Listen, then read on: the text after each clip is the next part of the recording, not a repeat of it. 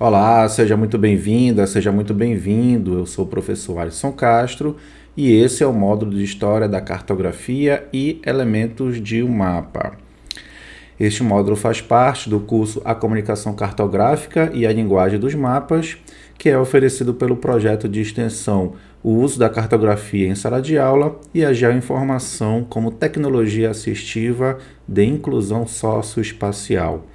Este projeto é financiado pela Fundação de Amparo a Estudos e Pesquisas, a FAPESPA, e é executado pelo Grupo Acadêmico Produção no Território e Meio Ambiente na Amazônia, o GAPTA, da UFPA.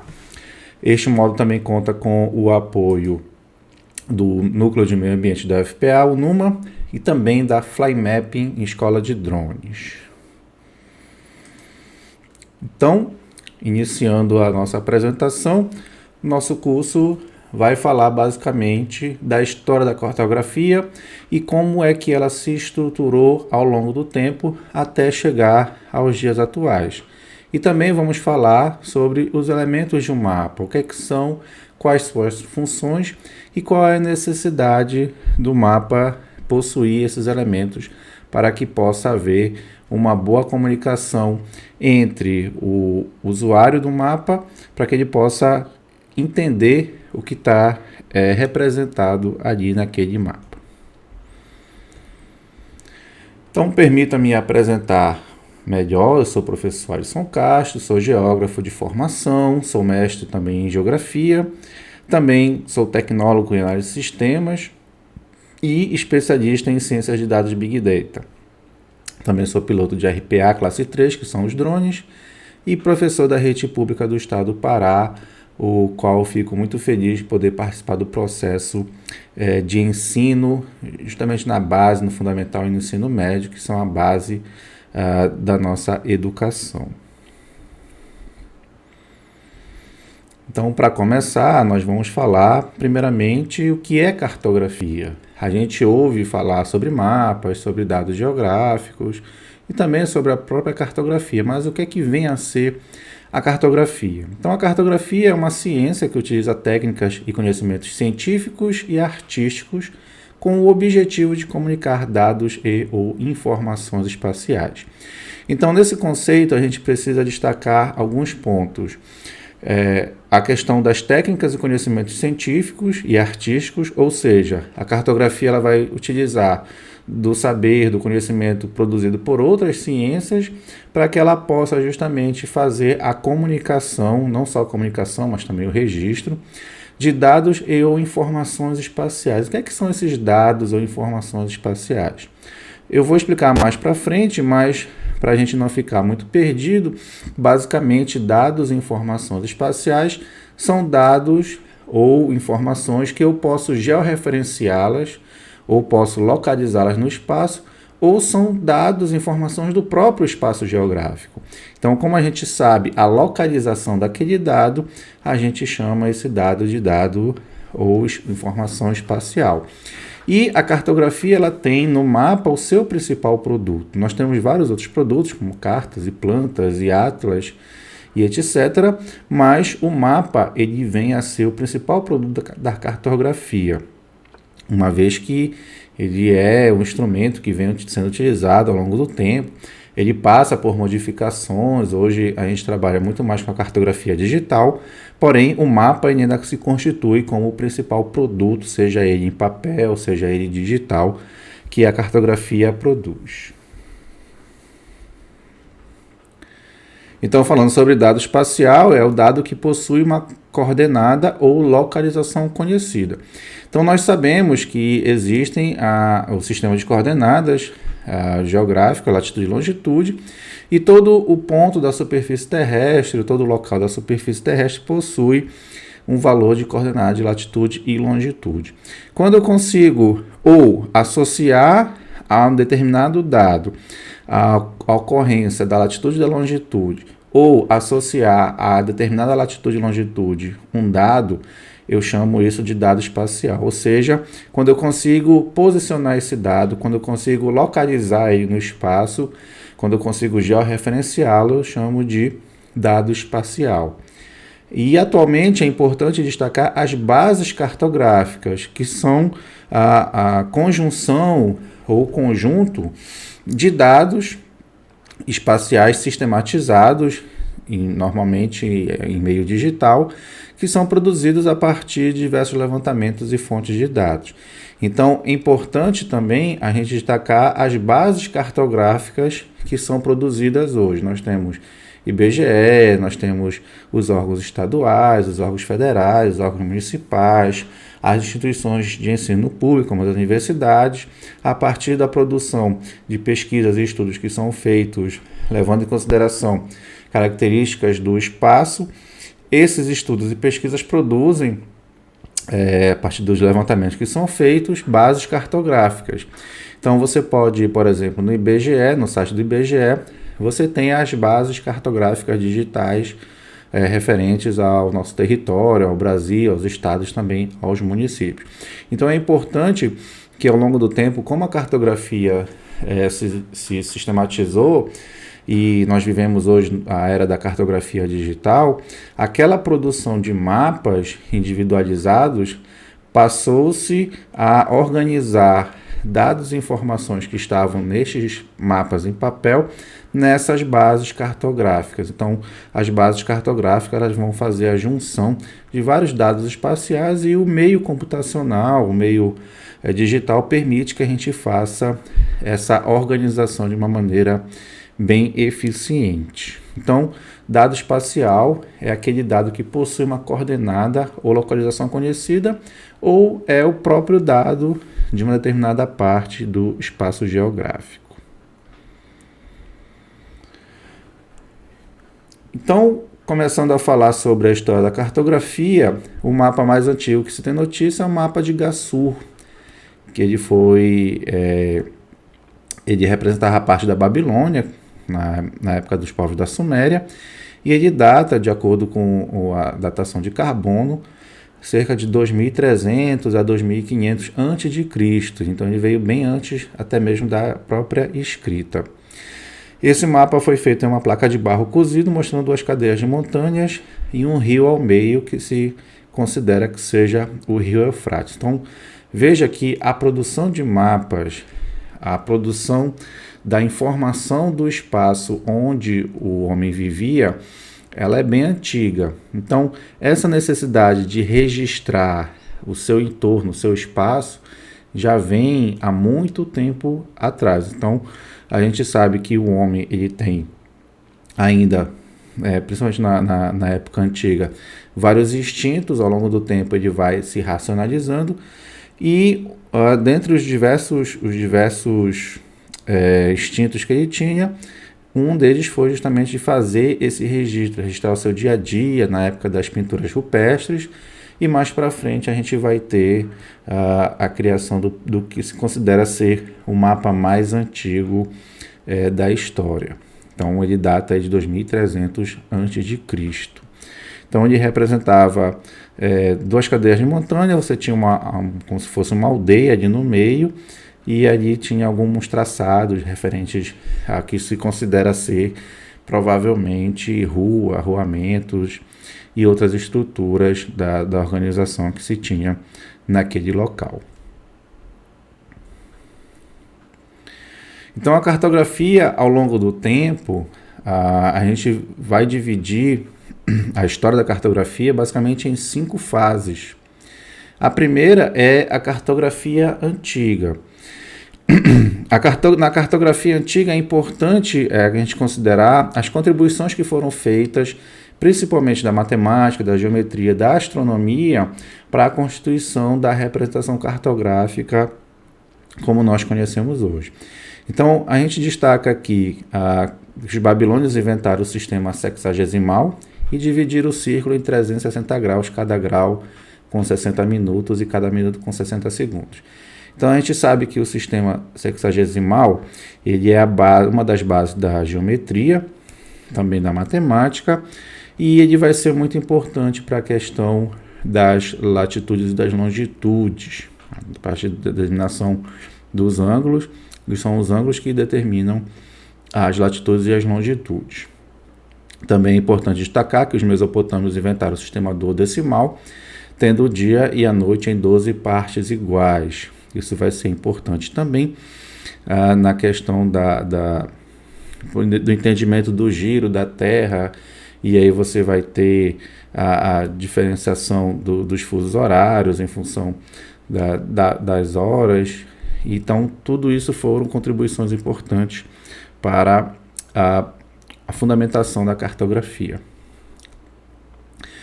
Ainda na cartografia antiga, a gente destaca os egípcios, que eles contribuíram com as medições diárias para a cobrança de impostos durante o reinado de Ramsés II. Então, isso foi uma das bases que depois vai surgir com a topografia. E também é importante destacar que os egípcios faziam mapas com rotas para que as almas pudessem seguir no plano espiritual. Então, essa percepção da noção de você se orientar no espaço, a gente percebe que isso já era muito antigo. Então, isso veio até mesmo com o instinto humano e foi se aprimorando conforme a racionalização, o conhecimento técnico-científico foi se aprimorando, e a cartografia ela também vai começar a se estruturar. A gente destaca também que os chineses foram os primeiros a ter a ideia de quadrícula, distância, orientação e altitudes. Inclusive, foram eles que descobriram o magnetismo e assim inventaram a bússola, com a agulha que aponta para o norte, e assim eles poderiam se orientar no espaço a partir dos seus deslocamentos. Então, todas essas contribuições foram importantes mais para frente para que a cartografia pudesse se sistematizar da forma como nós conhecemos hoje. Nesse período, a gente vê que a cartografia ela era muito incipiente, não tinha toda aquela rigor, aquela sistematização que nós temos hoje em dia. Mas é importante destacar todas essas contribuições que foram feitas. E, sem dúvida, os gregos eles desempenharam um papel fundamental para o desenvolvimento da cartografia, principalmente entendendo a Terra como uma esfera. Então, para a gente entender a cartografia e para a gente entender toda a questão da representação cartográfica, principalmente a partir de latitudes e longitudes, era necessário que se entendesse a Terra como de fato ela é, não totalmente redonda, mas que tem uma forma arredondada. Então, Pitágoras e Aristóteles foram os primeiros que trabalharam com a ideia da Terra redonda. E depois, com a matemática e a astronomia, isso permitiu com que fosse possível se localizar dentro do espaço a partir da questão da orientação. E, sem dúvida, nesse período merece destaque as figuras de Aristóteles de Cirene, que era um geógrafo, e Cláudio Ptolomeu. Então, o Aristóteles ele fez o cálculo da circunferência da Terra a partir de uma observação em campo, e com isso foi possível que ele calculasse toda a circunferência. Como foi que ele fez isso? Basicamente, ele notou que na cidade de Cirene, onde ele habitava, na cidade de Siena, por volta, acho que era de 21 ou 22 de junho, né? Nesses dias, ao meio-dia, o sol refletia no fundo de um poço, como está representado bem aqui nesta figura. Tá? Então, aqui seria o poço de Siena, essa aqui seria a luz do sol. Ao meio-dia, o sol refletia no fundo do poço. E no mesmo dia e horário, na cidade de Alexandria, qualquer estrutura na vertical provocaria uma sombra, né? Faria uma sombra, indicando que havia uma inclinação entre as duas situações. Considerando a esfericidade da Terra e a similaridade dos ângulos, ele media esse ângulo. Então, ele entendia que esse ângulo aqui seria o mesmo formado entre uma estrutura vertical em Alexandria, o centro da Terra, e o poço de Siena. Então, ele sabia que a distância de Siena e Alexandria era de 500 estádios, que dá aproximadamente 800 quilômetros. Calculando esse ângulo pela similaridade dos ângulos, Então, ele poderia calcular quanto valeria, no caso, toda a esfera da Terra a partir dessa medida aqui e do ângulo. Então, é um cálculo trigonométrico. Então, com isso, ele chegou aí a 90% do valor real que é o diâmetro total da Terra, né? Então, para aquela época, foi um cálculo muito próximo da realidade, foi de fato um acontecimento muito importante a partir justamente dessas observações matemáticas que permitiram com que a Terra pudesse ser, primeiramente, né, você entender o tamanho que se tinha da esfera terrestre. E Cláudio Ptolomeu também fez um cálculo similar, porém ele teve uma diferença muito grande em relação ao valor encontrado. Inclusive foi os mapas de Ptolomeu que Cristóvão Colombo utilizou para se orientar na navegação, e por isso que quando ele chegou à América achou que tinha chegado às Índias por conta da distância que o mapa indicava. Então, essas duas figuras foram importantes nesse momento, primeiro para você entender o espaço onde está inserido, e a partir daí você tem a produção de diversos mapas por conta dos deslocamentos, das viagens que eram feitas e dos registros a partir de então. Com isso, a partir do cálculo da circunferência da Terra, posteriormente a gente vai ter a invenção da latitude e da longitude, e aí você vai ter uma organização mais detalhada justamente da questão do posicionamento das terras conhecidas, dos trajetos de viagem, etc.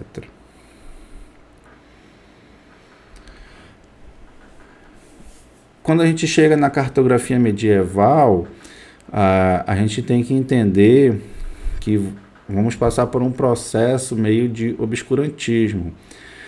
A gente vai ter, nesse momento, a ascensão do Império Romano, que a partir de 300 a.C., os romanos começaram a dominar novas terras, se constituiu um dos maiores impérios que a história já conheceu, e os mapas eram apenas utilizados para essas conquistas, que eram as tábuas peudigerianas. Então, era apenas para registrar a localização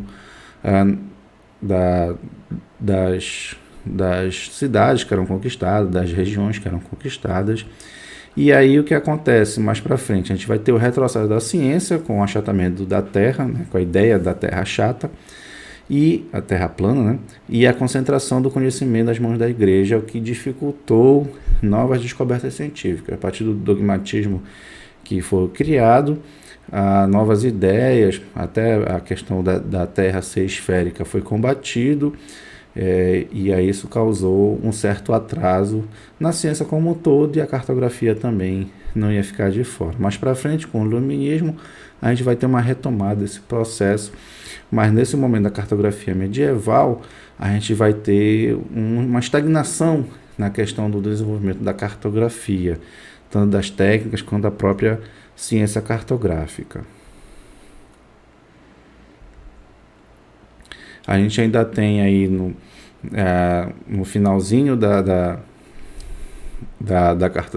era medieval o impulso que começou com as grandes navegações. Então, as grandes navegações foi um processo importante para o desenvolvimento do imperialismo, do domínio das colônias, das metrópoles europeias sobre as outras colônias, e para se organizar da melhor forma as viagens era necessário ter produção de mapas. Então, para se produzir mapas era necessário que pudesse ter uma técnica, tanto a questão do registro dos mapas, quanto a questão dos próprios instrumentos que permitiam ao navegador se deslocar em alto mar.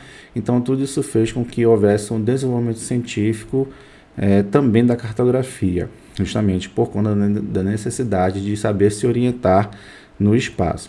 E é importante também destacar os mapas chamados TNO.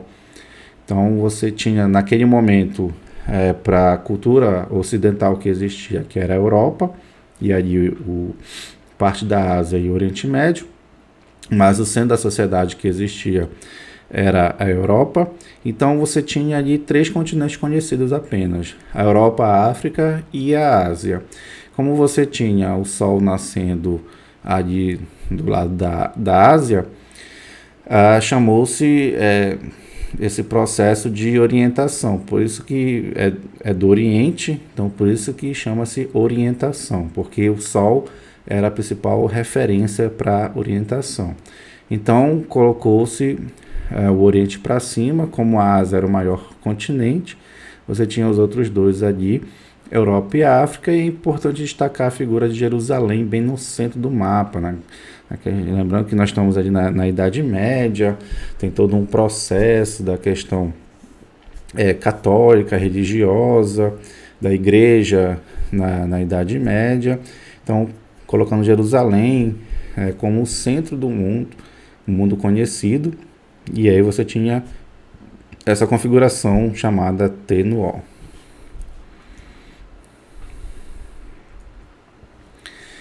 E aí nós vamos entrar na cartografia renascentista, que foi marcada pelo desenvolvimento tecnológico, a retomada das pesquisas, a deixar para trás o obscurantismo do conhecimento, e aí ganha importância os mapas portulanos, que era baseado na Rosa dos Ventos.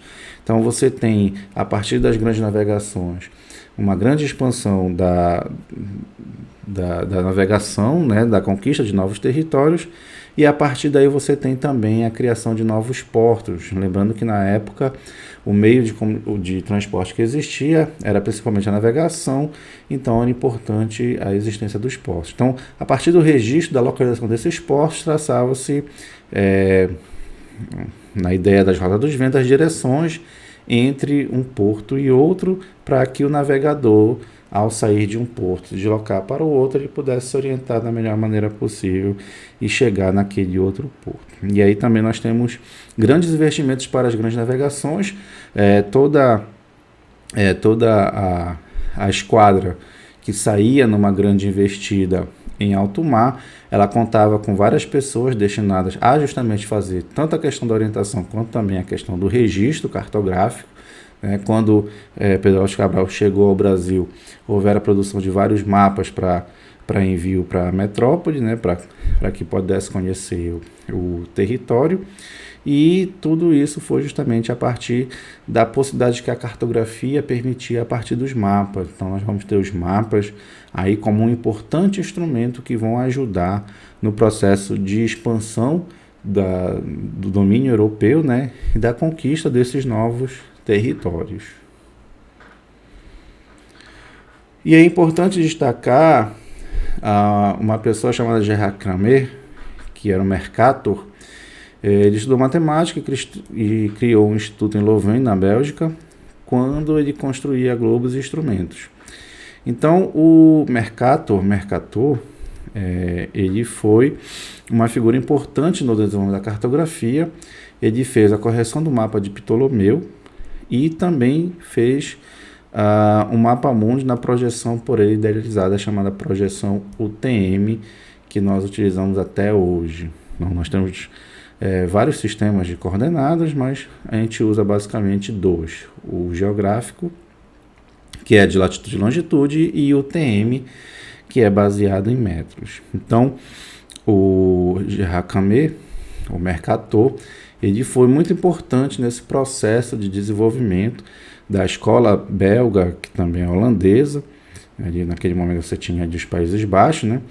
E também a gente vai ter o desenvolvimento da cartografia em outros países, espelhados justamente no desenvolvimento da cartografia holandesa. É importante destacar que nesse período das grandes navegações, a gente vai ter algumas escolas de cartografia que vão surgir em Portugal, na própria Espanha. A gente tem também o desenvolvimento de novos instrumentos, como o astrolábio, o aperfeiçoamento da bússola, e sem contar na questão da técnica de registro através dos mapas. Então, como eu falei, a partir do século XVI, a escola holandesa desponta no que se refere ao conhecimento cartográfico, melhorando a questão da sua da sua técnica desenvolvida na questão da representação cartográfica do espaço. E a gente vai dar um salto na história, chegando ao século XVIII, a gente vai ter o período da cartografia do século XVIII até a Segunda Guerra Mundial. Então é importante a gente destacar dois momentos. O primeiro momento são as duas primeiras revoluções industriais que foram o motor do desenvolvimento da cartografia. Por quê? Principalmente a segunda revolução industrial, a partir do momento em que é criada a máquina a vapor na primeira revolução industrial e na segunda a gente tem o incremento da questão das ferrovias e também surge outras formas de combustível, como carvão. É importante a gente destacar que houve uma expansão da malha ferroviária, principalmente para o interior, permitindo com que as cidades pudessem se afastar dos litorais, em função de que você tinha até o presente momento a navegação como principal meio de transporte. A partir do momento que você consegue ter outros meios de transporte, como a ferrovia, você consegue colocar a cidade mais para o interior, e aí você precisa cartografar, registrar, fazer levantamentos topográficos, inclusive, para que você pudesse fazer a expansão dessa malha ferroviária. Então, essa necessidade, em função do desenvolvimento da revolução que a Revolução Industrial trouxe, foi necessário que a cartografia também desse um salto na cartografia, a topografia, a parte de levantamento de campo e naturalmente, os registros, certo? E o segundo momento é ali entre as guerras. Na Primeira Guerra Mundial, a gente também vai ter a cartografia como um instrumento justamente para poder organizar melhor as tropas em campo, mas eu quero destacar na Segunda Guerra Mundial o desenvolvimento do radar e também da fotografia aérea infravermelha. A fotografia aérea, que vai surgir aí no final do século XIX, já foi usada na Primeira Guerra Mundial, mas na Segunda Guerra Mundial a gente vai ter justamente a fotografia aérea infravermelha, a partir dos filmes infravermelhos que podiam assim detectar as áreas que eram camufladas de vegetação como uma forma de disfarce do inimigo. Então, na faixa do infravermelho, é a faixa onde a vegetação ela reflete mais a radiação eletromagnética. Então, esses filmes infravermelhos, quando eles sobrevoavam determinadas áreas, eles conseguiam identificar onde havia uma reflectância muito grande, porque era vegetação natural.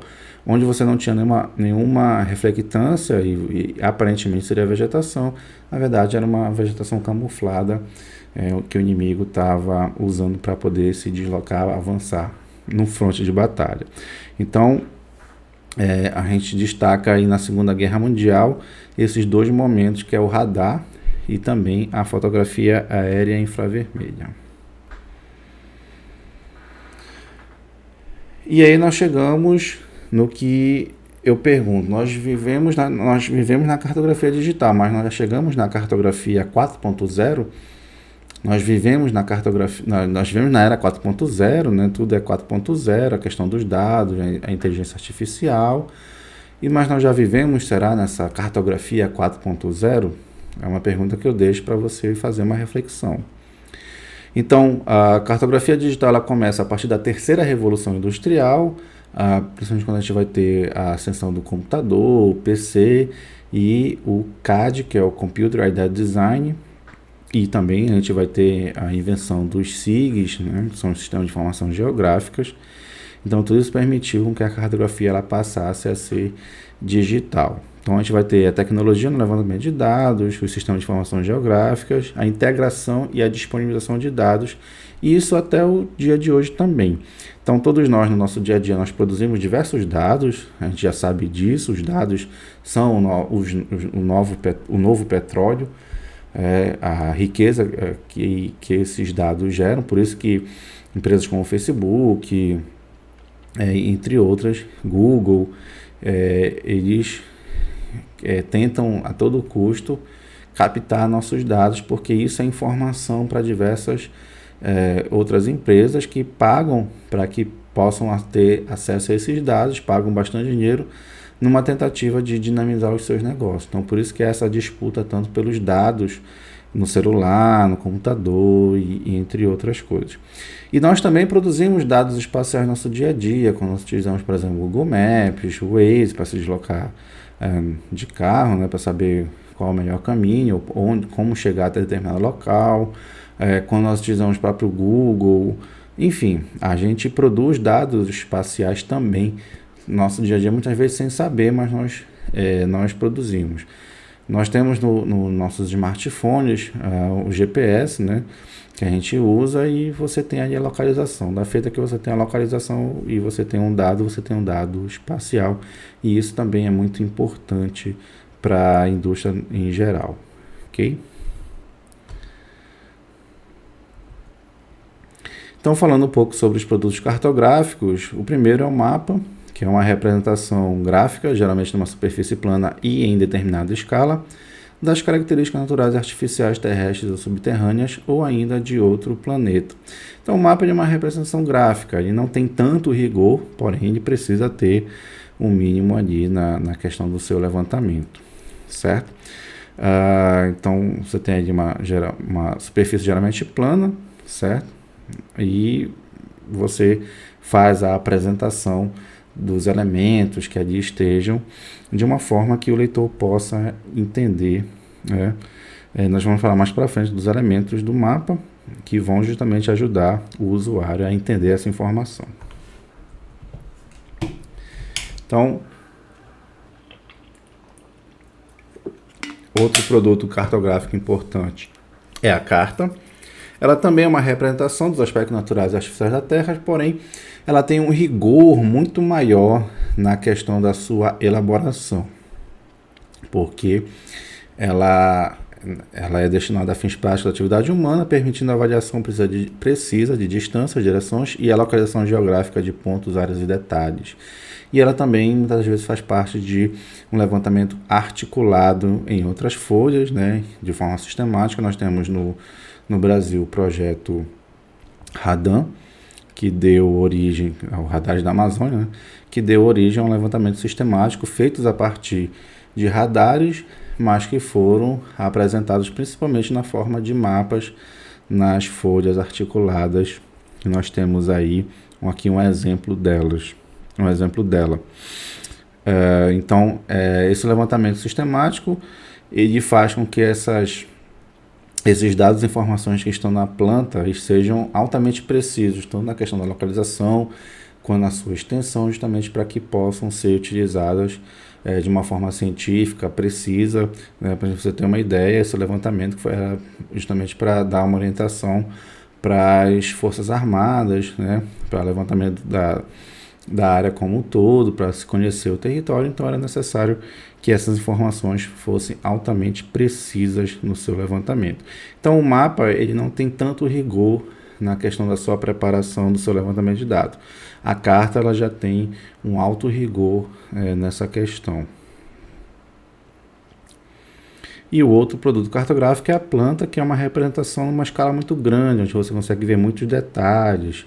Aí, por exemplo, o cadastro urbano, a planta de uma casa ou a planta de uma área. Tudo isso é uma representação do espaço que está ali posto. Mas como você tem uma escala muito grande, muitas das vezes é desprezada a questão da circunferência da Terra, né? E aí você tem toda a representação no plano, né? Existem outros produtos cartográficos, mas eu quis destacar esses três que são mais similares, talvez façam mais parte do nosso dia a dia como um todo. Falando um pouco sobre as projeções cartográficas, os mapas são representações do espaço material em uma superfície geralmente plana. Porém, se você pegar, por exemplo, um balão desse de festa, e você encher o balão, estourar o balão, você pega a borracha que sobrou e tenta esticar ele numa superfície, você vai ver que não vai ficar plano, ele vai ficar enrugado, né? Por conta das deformidades, em função de que você tinha uma superfície esférica e você projetar essa superfície esférica no plano, você acaba gerando deformações. Então, esse é o problema principalmente da representação cartográfica, que o ideal seria que a gente conseguisse fazer com que houvesse a preservação das formas das áreas, que são a propriedade de conformidade, as suas dimensões, que é a propriedade de equivalência, e as distâncias, que é a propriedade de equidistância. Então, na representação cartográfica, a gente vai ter esse problema, que usa-se as projeções cartográficas como uma forma de tentar solucionar, na medida do possível, esses problemas. Então, o ideal era que a gente tivesse uma projeção que preservasse essas três propriedades. Porém, a gente, em geral, vai ter as projeções cartográficas que vão preservar uma propriedade, né, em detrimento das demais. Então, em relação às propriedades que elas conservam, as projeções cartográficas podem ser conformes, são aquelas que preservam a forma, as equidistantes, que são aquelas que preservam as distâncias, e as equivalentes, que são aquelas que conservam as áreas. E tem também as afiláticas, que são aquelas que não preservam nenhuma propriedade, ok?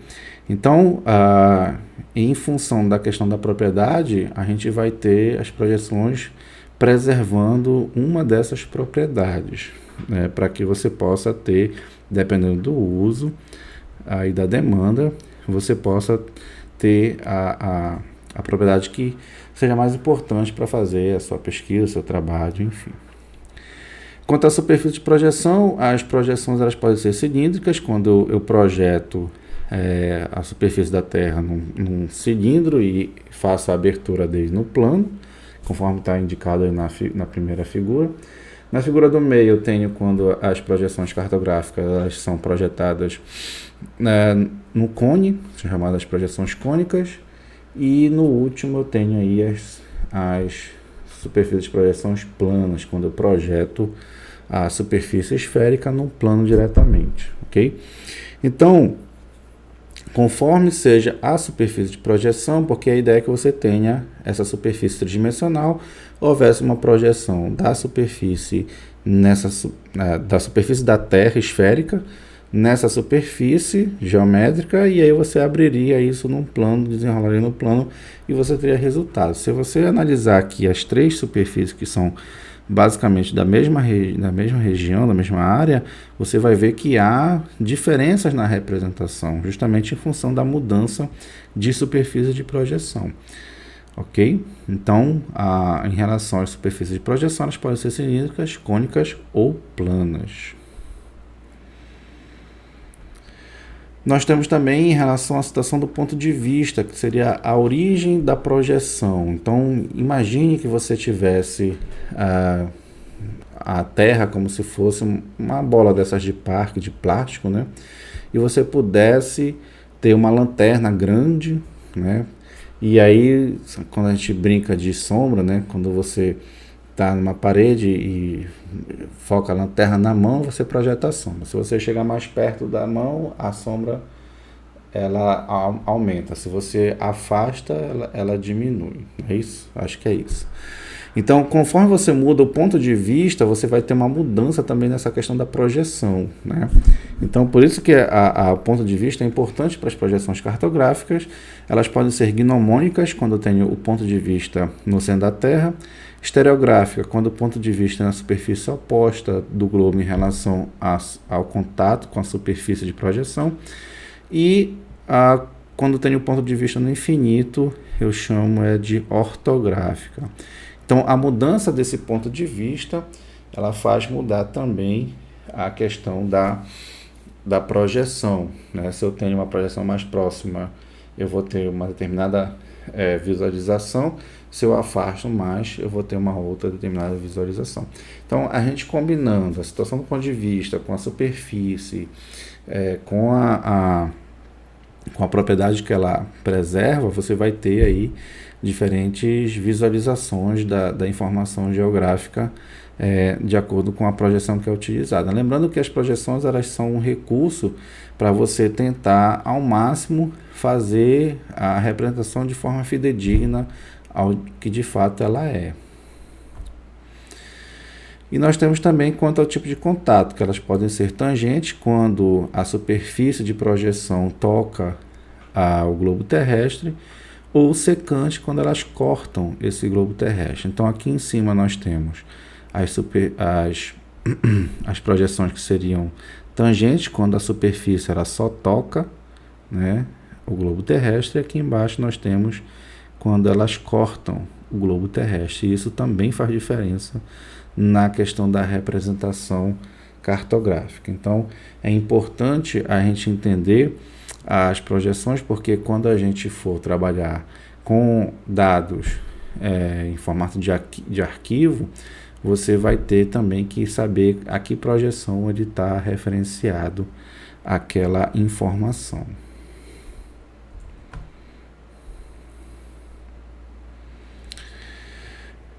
Então, chegando aqui em elementos de um mapa, são elementos obrigatórios e opcionais que auxiliam ao usuário entender os dados que estão representados no mapa. Então, são eles, basicamente, a grade de coordenadas, a escala, a legenda, a orientação, o título, o carimbo e o mapa de situação. Então, nós vamos ver cada um deles explicando o que eles são e qual é a sua função. Começando pela grade de coordenadas, são linhas ou marcações no mapa que indicam os paralelos e meridianos existentes na área mapeada. Então, nós temos as coordenadas geográficas, são os valores de latitude e longitude.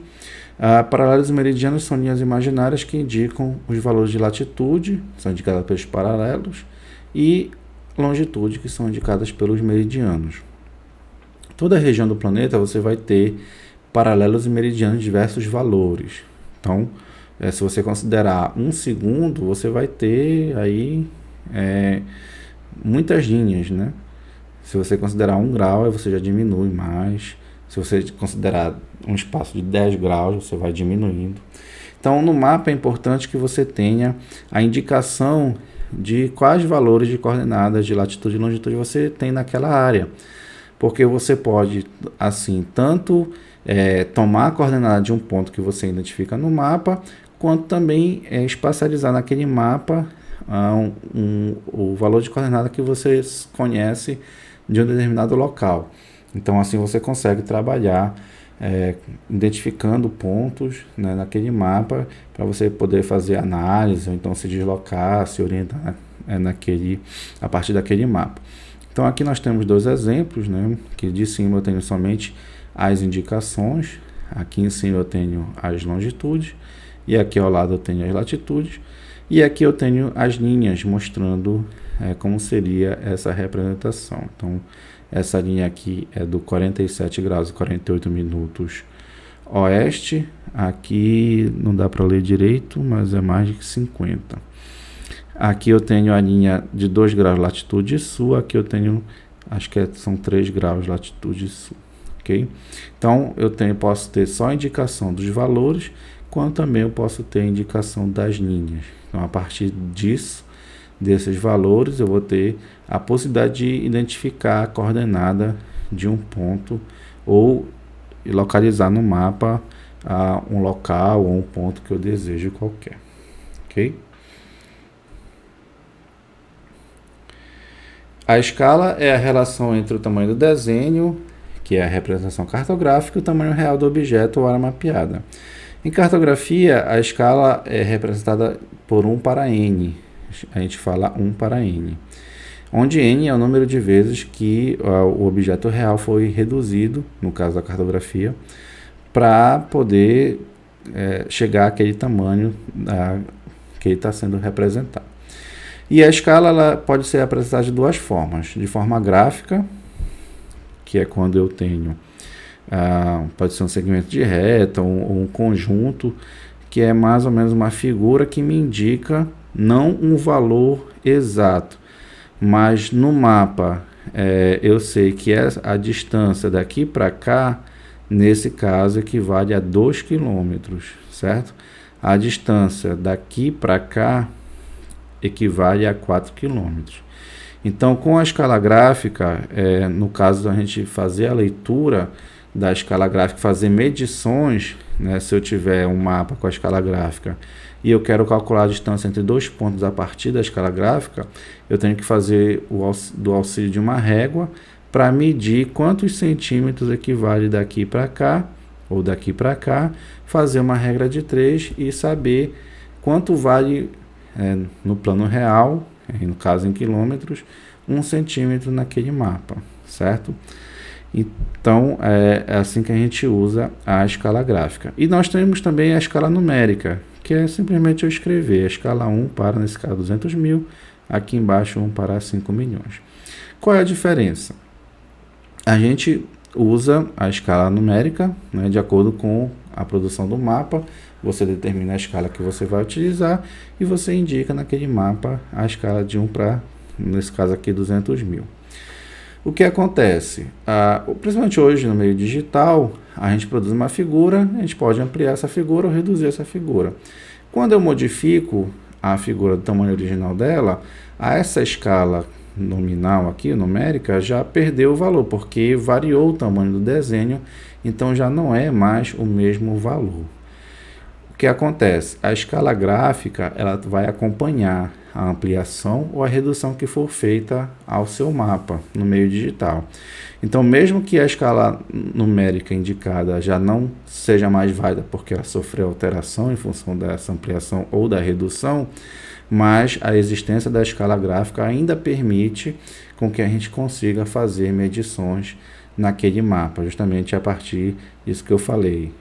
De outros recursos que você possa fazer, como uma régua, e aí uma regra de 3 você consegue determinar qual é o valor do objeto real ou distância real naquele mapa a partir de cada centímetro, né? Quanto vale cada centímetro naquele mapa, ok?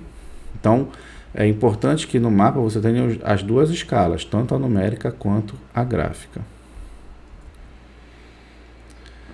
Chegando agora na legenda, ela é basicamente onde a gente tem o significado das formas, cores e símbolos utilizados no mapa. Então você tem aí a legenda, né? Indica que cada polígono, né? Cada cor, né? O que é que significa lá no mapa. Então eu digo que a legenda ela é o dicionário do mapa. Você consulta a legenda para entender o que é que está colocado ali e saber identificar onde ocorre determinado fenômeno ou determinado elemento que você queira identificar no mapa. É importante a gente entender também que em cartografia a gente utiliza o ponto, a linha e o polígono para fazer a representação gráfica dos elementos do espaço geográfico. Então, todos os elementos que nós temos no espaço geográfico, a gente pode representá-lo através de um ponto, de uma linha ou de um polígono. Um rio, por exemplo, você pode representar através de uma linha, uma estrada através de uma linha, uma fazenda você representa a partir de um polígono, uma cidade, dependendo da escala, você pode usar um polígono, você pode usar apenas um ponto para indicar onde é aquela cidade.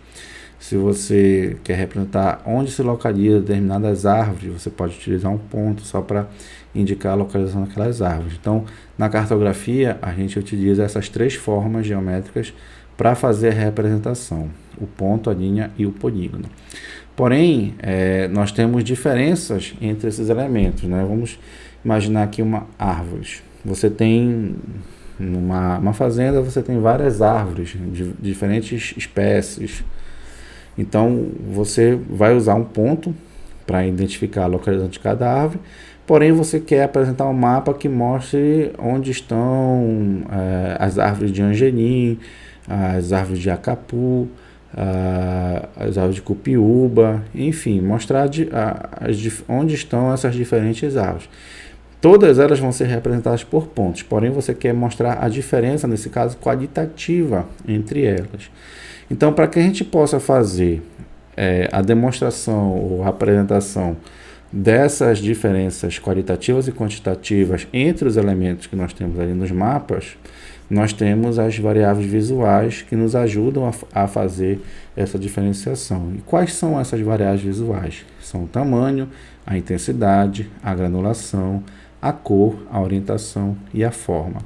Nessa imagem você consegue ver, aqui você tem listado todas as variáveis visuais e você tem ali nos modos de implantação ponta, linha e a área que seria o polígono. Então você vê cada uma como ela pode ser usada para fazer a diferenciação entre os mesmos elementos que estão ali representados pelas mesmas formas. Seja ponto, linha ou polígono. Então, você consegue ver que o emprego dessas variáveis visuais permite você identificar, né, que há diferença entre eles, certo? Claro que umas vão ter uma assertividade maior para determinados modos de implantação e também determinados tipos de representação, se é qualitativa ou quantitativa, mas você consegue ver, né, de qualquer forma que o emprego dessas variáveis visuais consegue mostrar que há diferença entre os elementos ali representados. A gente geralmente usa a cor, né, porque é mais fácil e é também a mais chamativa, para que a gente possa distinguir os elementos, mas as outras também permitem com que a gente faça um mapa bem explicativo que consegue transmitir a informação para o usuário. Então, as variáveis visuais, elas são de mais importante, justamente porque permitem com que o usuário identifique as diferenças existentes entre os elementos que estão ali colocados, sejam eles representados pelas mesmas formas gráficas, ponto, linha ou polígono ou outra forma de apresentação. A orientação indica no mapa normalmente para onde está o norte geográfico em relação à representação. Então você tem ali um espaço geográfico, certo? Então você precisa orientar o usuário para onde está as direções, né? Então normalmente a gente usa o norte, mas a ideia é que você tenha norte, sul, leste, oeste, e aí a partir dessa orientação o usuário consegue se orientar. Em geral, o que nós temos é o norte apontado para cima, certo? Então quer dizer, todo o mapa ele é feito com o norte apontado para cima, mas isso não é uma regra, não quer dizer que se você possa ter o sul, né, se você girar o mapa e o sul estiver para cima, desde que esteja orientado corretamente, né, não tem problema nenhum, mas a convenção, né, o uso do dia a dia, adotou-se o norte como sendo a referência, e você tem o norte para cima. O título basicamente vai indicar o conteúdo do mapa, e aí deve ser expresso de forma clara e objetiva, de forma que o leitor, o usuário, ao bater o olho, consiga identificar claramente o que é que tem naquele mapa. O carimbo ou selo é uma caixa de texto que possui informações sobre o mapa, como quem elaborou, a fonte dos dados, a escala original, a data de elaboração, dentre outros, como a gente tem aí nesse exemplo. Até agreguei aí, nesse caso, a Rosa dos Ventos, né, indicando o norte, as direções. Aí você tem informações, sistema de coordenadas geográficas, datam circa 2000, a escala de 1 para 100 mil, e já indico ali que 1 centímetro equivale a 1 quilômetro, a fonte dos dados, a data que foi feita e quem elaborou. Então, são informações importantes até para que quem vai usar aquele mapa ele possa conseguir melhor entender as informações que estão ali colocadas. E o mapa de situação é um outro mapa que a gente utiliza para indicar a localização da área mapeada dentro de outros espaços, como dentro da cidade, do estado, do país, né? Então você tem ali no cantinho a localização no estado, você tem ali o estado do Pará e em vermelho ali a área que foi mapeada, que nesse caso foi o município de Barcarena. Então você tem aí a indicação para quem não conhece a área, né, possa saber se localizar no espaço e saber onde está inserida aquela região. Então, nós encerramos o nosso curso, agradecemos a oportunidade de você ter nos ouvido até então. Espero que você esteja feliz, satisfeito com o conteúdo que foi abordado neste módulo. A gente quer agradecer a oportunidade em nome da FlyMap, Escola de Drones. Se você não conhece a FlyMap, nós somos a primeira escola de drones do Pará. especializados na área de drones e também em geoprocessamento. Então, você pode entrar em contato com a gente pelo código 91 991235668, também o 982523364. Ambos são os nossos telefones de WhatsApp.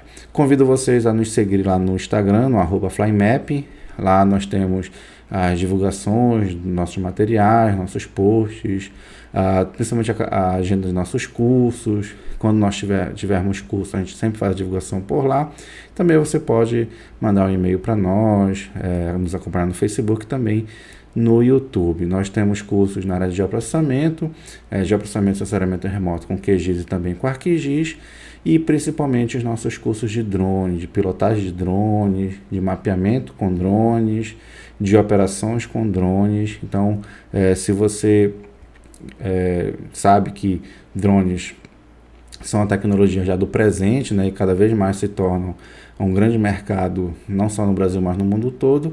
E se você quer se qualificar na área de drones, entre em contato com a gente, que nós temos cursos regulares ao longo do ano, tanto presenciais quanto EAD, no módulo online, e acompanhe a gente, que a gente vai com certeza fazer com que você venha fazer um curso com a gente. Eu tenho certeza que você vai ficar satisfeito com o nosso curso. Então, desde já quero agradecer a todos, agradecer ao GAPTA e também à FAPESP e ao NOMA pela oportunidade do módulo, e espero ver vocês em breve nos nossos cursos na FlyMap. Um grande abraço e até mais.